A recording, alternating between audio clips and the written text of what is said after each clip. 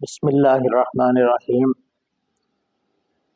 فعل کے کم از کم اصلی حروف 3 ہوتے ہیں، 3 سے کم نہیں ہو سکتے، اور فعل کے اصلی حروف زیادہ سے زیادہ 4 ہو سکتے ہیں، 4 سے زیادہ نہیں ہو سکتے۔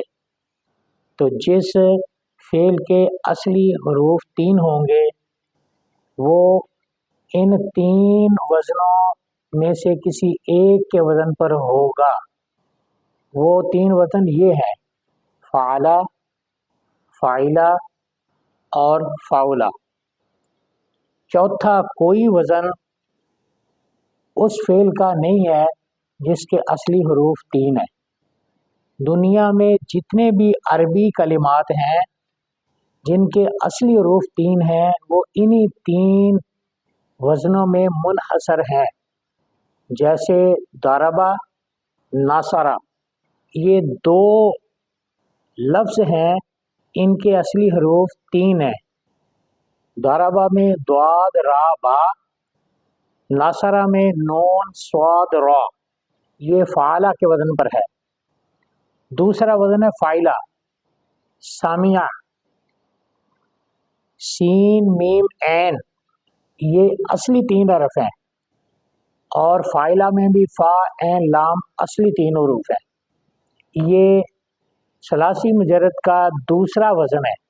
تیسرا وزن ہے فاؤلا، اس کے وزن پر کارونگا آتا ہے، کاف را میم۔ یہ فاؤلا کے وزن پر ہے۔ تو یہ ثلاثی مجرد ہے۔ چوتھا ثلاثی مجرد کا کوئی وزن نہیں ہے۔ جو مشہور